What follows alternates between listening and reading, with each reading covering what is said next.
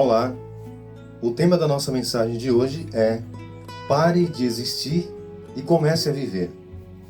O nosso texto base está em Filipenses capítulo 2, verso 13, onde nos diz o seguinte: Porque Deus é quem efetua em vós tanto o querer como o realizar, segundo a sua boa vontade. E outra tradução, numa linguagem mais atualizada, diz o seguinte: pois é Deus quem está agindo dentro de vocês, dando-lhes... E aí aponta duas coisas importantíssimas. A primeira é a vontade, e a segunda é a força, dando-lhes a vontade e a força para atingirem o objetivo dele, ou seja, o objetivo de Deus. Nós temos três questões interessantíssimas para considerarmos nesta mensagem. A primeira delas é o que de fato estamos buscando, ou seja, faça uma reflexão em sua vida e veja o que de fato você está buscando. Você tem certeza do objetivo que você quer para a sua vida, na sua totalidade? Você já parou para pensar no que de fato você tem buscado e tem investido suas forças nisto? Recentemente, uma pesquisa nos Estados Unidos revelou que durante os anos de 2018 e 2019, muitas pessoas, centenas de pessoas, entraram com pedidos, suas empresas, para trabalhar em home office, para trabalhar em casa. E os advogados dessas pessoas, ao conversarem com elas, perguntavam o seguinte: por que você deseja trabalhar em casa? E elas disseram que, na sua grande maioria, que o trabalho em casa seria muito mais produtivo e que elas estariam perto das pessoas que elas gostam e por isso iriam produzir muito mais. A pesquisa foi feita também em 2019, onde verificou que o número de pessoas que solicitaram em suas empresas a chance de trabalhar em casa havia triplicado. Mas recentemente, um estudo também foi feito em relação à situação das pessoas na época da pandemia, e uma das questões colocadas foi: qual é a situação mais difícil que vocês estão passando? E 82% das pessoas responderam que era o fato delas ficarem em casa, em confinamento. E por isso nós perguntamos aqui: será que as pessoas sabem o que de fato elas querem? Será que o ser humano perdeu a noção daquilo que realmente ele está buscando? Quando as pessoas estavam lá fora em seus trabalhos, elas queriam estar em suas casas. E agora que elas estão em suas casas, elas querem estar lá fora. Será que realmente o fato de estar lá fora ou dentro de casa é de fato o problema que está incomodando essas pessoas? Temos a clara noção do que de fato estamos buscando? Talvez os seres humanos tenham descoberto, através de momentos como esse de crises, que eles não estão conseguindo viver consigo mesmos. Ou seja, é na crise que nós revelamos de fato quem nós somos. Outro detalhe que foi observado recentemente é que as pessoas estão procurando mais os psicólogos, os psiquiatras, alegando que estão tendo crises de pânico. E uma das questões consideradas é o fato delas estarem ficando em casa. Ou seja, o ficar em casa, o ficar confinado, está causando nas pessoas crises. Nós sabemos que enfrentar uma crise como esta, desconhecida, uma crise que pegou o mundo inteiro de surpresa, não é fácil, realmente não é fácil. Mas temos que parar para pensar aqui sobre a ótica da palavra de Deus. O que de fato está acontecendo com as pessoas? Será que as pessoas têm certeza daquilo que realmente elas estão sentindo? Muitas pessoas estão tendo crises de excesso de passado. Outras pessoas estão tendo crise de excesso de futuro. Ou seja, as pessoas não conseguem se desvincular de um passado que talvez tenha sido difícil de ser superado. E outras pessoas se perguntam, mas o que vai acontecer comigo? Será que eu vou conseguir? Mas tem muita gente também com excesso de presente. E talvez essa sobrecarga do dia a dia, da movimentação, do não ter tempo para parar, é que realmente causou no ser humano uma crise de que ele realmente não sabe o que ele está buscando.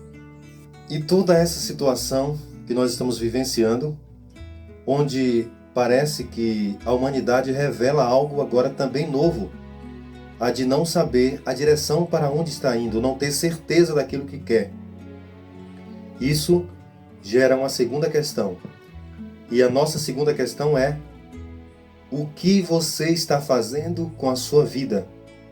Ou seja, o que nós estamos fazendo com nossas vidas? Será que nós temos certeza de fato daquilo que estamos priorizando ou estamos nos entregando totalmente? O versículo de Provérbios, capítulo 3, versículo 6, nos dá um detalhe importantíssimo de um conselho que Deus nos dá do que devemos fazer de nossas vidas. A palavra do Senhor diz: reconhece-o, falando sobre Deus, em todos os teus caminhos, e ele endireitará as tuas veredas. Olha que conselho maravilhoso o Senhor nos dá através da sua palavra. Talvez colocando aqui na linguagem de hoje, numa linguagem mais atualizada, nós poderíamos dizer: em tudo quanto você for fazer, lembre-se de colocar Deus em primeiro lugar. Deus guiará os nossos passos e nós andaremos pelo caminho do sucesso. Sucesso não é aquilo que muitas pessoas buscam, que todos nós, na verdade, buscamos em todos os âmbitos de nossa vida, ainda que às vezes não admitamos. E aqui, Deus nos dá o sábio conselho. Ele nos convida para uma vida simples. Deus não nos convidou para uma vida complexa. Ele nos convida para uma vida simples. E Ele diz: se você me colocar na frente, o que seria colocar Deus em primeiro lugar? Talvez você diga: mas eu coloco Deus em primeiro lugar na minha vida. Deus ocupa esse lugar. Mas Deus precisa dar a palavra final em tudo que nós estamos fazendo. A palavra final tem que ser a palavra de Deus em todos os nossos projetos. Se realmente, num sentido figurado, existe um trono em nossas vidas, Deus precisa ocupar este lugar. Muitas pessoas dizem: mas minha vida está nas mãos de Deus. Eu tenho certeza que minha vida está colocada sobre o altar do Senhor. Minha vida está completamente dedicada ao Senhor. Porque eu não tenho observado, talvez, pecados escancarados na minha vida. É o que você pensa. Talvez seja o que eu penso. Mas olha o que a Bíblia diz aqui no livro de Hebreus, capítulo 12, verso 1 em diante. Pasmem. Portanto, também vós, visto que temos a rodear-nos tão grande nuvem de testemunhas, desembaraçando-nos de todo o peso e do pecado que tenazmente nos assedia, corramos com perseverança a carreira que nos está proposta. Deus tem uma proposta para nós. E como filhos de Deus, como servos do Senhor, já nos comprometemos com essa proposta que Deus tem para a nossa vida. Mas a pergunta foi: o que você e eu estamos fazendo com nossas vidas? Nossas vidas estão realmente dentro desse projeto de Deus? Se formos colocar esse versículo aqui numa linguagem mais atualizada, poderíamos dizer o seguinte: livrando-nos de tudo que nos atrapalha, ou seja, tirando esse peso, e do pecado. Então aqui tem duas coisas. Não é só o pecado. Além do pecado, nós temos que retirar outras coisas de nossa vida, segundo a palavra de Deus. E pelo que eu vejo aqui no texto, não são coisas erradas, porque senão teria sido incluída na palavra pecado. Por que Deus disse aqui, retirando este peso, ou retirando todas essas coisas que vos atrapalham e o pecado? Meus amigos, o que de fato não é pecado, mas o que nos atrapalha? Será que tem alguma coisa na minha vida, na sua vida, que não é pecado, mas que nós temos que retirar porque está atrapalhando-nos de observarmos o quê? O versículo termina dizendo sobre o quê? Sobre um prêmio, sobre uma vocação para a qual Deus nos chamou. E por que então este peso ele precisa ser retirado dos nossos ombros, já que não é pecado? O que de fato Deus está nos dizendo aqui? Deus está nos mostrando que às vezes colocamos muita coisa em nossa vida. Deus nos convidou para uma vida simples, mas nós nos envolvemos com tantas coisas que podem nos atrapalhar. E o versículo no original, realmente a palavra é essa. O significado na tradução significam coisas que podem nos tirar o foco do caminho. E o que seriam estas coisas então, se elas não são pecado? Amigos, pode ser talvez um emprego que você tenha, que você está precisando varar à noite. Você está precisando talvez abandonar aquelas pessoas que você mais ama, justamente porque você quer uma promoção. Só que você não está observando que este fardo que você está colocando sobre seus ombros pode tirar a sua própria saúde e até a sua própria vida. Deus não nos convida para uma vida de excessos, mas Ele nos convida para uma vida completamente em seus braços. E por isso Deus diz, e você sabe, cada uma pessoa aqui sabe refletir, o que de fato seria um excesso na sua vida, que está te atrapalhando, que está tirando o foco principal. E qual seria, irmãos, esse foco principal em nossa vida? Seria a última parte do versículo aqui, quando diz, depois que você tira esse peso, você sente vontade de correr com perseverança a carreira que te está proposta e que me está proposta. E você talvez esteja se perguntando, mas Antônio, por que você está trazendo uma questão como esta? Porque na vida, queridos, existe algo que realmente importa.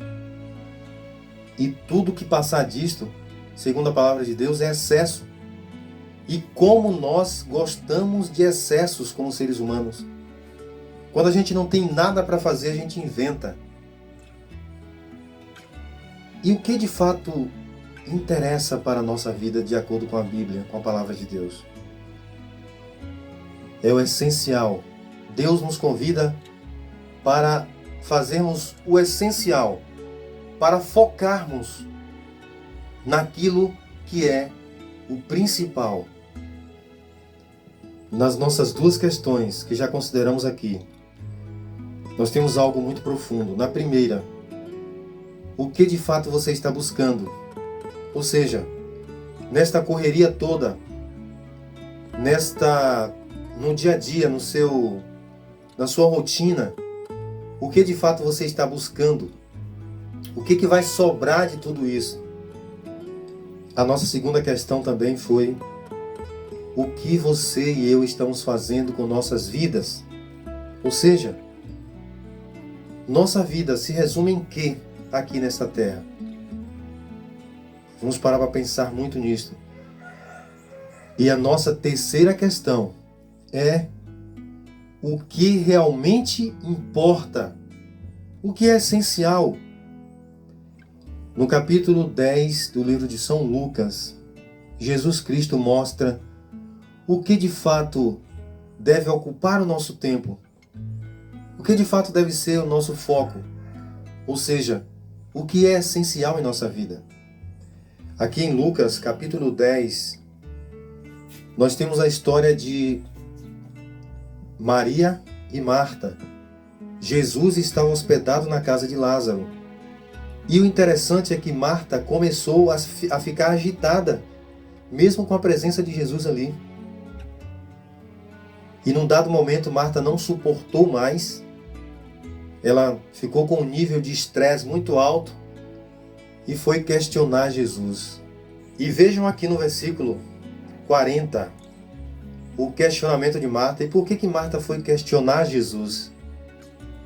O versículo 40 diz: Marta agitava-se de um lado para o outro, ocupada em muitos serviços. Será que você não lembra aqui de alguma coisa que está acontecendo na sua vida? Muitos serviços. Então se aproximou de Jesus, ela veio procurar Jesus, que estava em outro compartimento da casa, e disse: Senhor, tu não te importas? Ou seja, Jesus, o Senhor não está preocupado com o que está acontecendo comigo? Eu estou aqui sozinha. E Maria está lá na sala e não está me ajudando. Maria não está se importando com a minha situação. Marta apresentou os argumentos dela. Olha aqui, irmãos, o peso que nós acabamos de ler lá no outro versículo em Hebreus. Olha o peso, olha o excesso acontecendo aqui na vida de Marta. Ao ponto de Marta se agitar tanto que não aguentou e foi procurar Jesus. E Jesus Cristo dá uma grande lição aqui em Marta, em mim, e talvez em você que se identifica com esse texto. Nos versículos 41 a 42, Jesus Cristo disse: Marta, Marta. E na linguagem aqui original da Bíblia, quando você tem a repetição da palavra, é porque é algo muito importante. Quando Jesus repete o nome de Marta 2 vezes, é para que Marta pare para refletir. E Jesus disse: Marta, você tem buscado muitas coisas. Todavia, Marta, apenas uma coisa é necessária. Olha só, Jesus resumiu aqui. Jesus não disse: Marta, 3 coisas são necessárias, 5, 6, 10. Ele não fez uma lista, ele disse: apenas uma, Marta. Uma coisa que tem que ver com a eternidade. Nós podemos perguntar: como assim, Jesus? Apenas uma coisa importa? E a minha família não importa? E o meu trabalho não importa? Minha saúde não importa? São tantas coisas que importam. E como agora o Senhor vem dizer que apenas uma coisa importa? Amigos, não é difícil entender isso. Difícil às vezes é aceitar. É que tudo gira em torno de uma única escolha. O que é que você escolheu para a sua vida? O que você escolheu vai durar para a eternidade? É isso que Jesus estava dizendo com Marta. Marta, tudo que você está fazendo vai te levar a coisas eternas? E agora ele diz assim: Marta, Maria escolheu a melhor parte. Maria escolheu estar comigo. E o interessante é que Jesus estava dentro da casa de Marta. E Marta estava agitada, de um lado para outro, desesperada. É possível, queridos, estar com Cristo e estar desesperado? Talvez é possível pertencer a uma igreja e estar com a vida totalmente embaraçada em muitos serviços, como aqui diz, e longe do essencial. Não deixe sua vida sair por entre seus dedos. O que você de fato está buscando? O que realmente você está fazendo com sua vida? E como conclusão de nossa mensagem, nós perguntamos: o que é essencial, o que de fato importa? Eu gostaria de concluir com o versículo que nós começamos, Filipenses, capítulo 2, verso 13. Lembrando daquelas 2 coisas que nós precisamos receber de Deus, pois é Deus quem está agindo o quê? Dentro de você, ou seja, Deus está agindo dentro de mim. Quando a Bíblia diz, porque é Deus quem opera tanto o querer quanto o efetuar. Ou seja, Deus opera a vontade, mas Deus também dá a força. Muitas pessoas não estão realizando talvez aquilo que desejam em sua vida porque não têm forças, não encontram forças para perseguir seus objetivos. E o nosso objetivo maior, que é a eternidade. Quantas e quantas vezes estamos envolvidos em coisas por não acharmos forças, mas aqui a Bíblia diz que Deus nos dá a força. Muitas pessoas também estão praticamente paralisadas. Pessoas que tinham sonhos, pessoas que eram pessoas vibrantes, exatamente porque o inimigo roubou delas a vontade. Deus quer nos convidar para uma vida vitoriosa, porque o versículo termina dizendo que o objetivo é de Deus. Olha como termina o versículo. O objetivo de que você tenha vontade para ter uma vida vibrante, uma vida cheia de esperança e tenha força para realizar. Esse objetivo é de Deus. Que o Senhor nos dê nesta mensagem aquilo que nós estamos precisando. Estamos precisando de muita força para enfrentar este mundo cheio de problemas, de incertezas, e precisamos ter vontade, a vontade de um dia estarmos para sempre com o Senhor por toda a eternidade. Amém.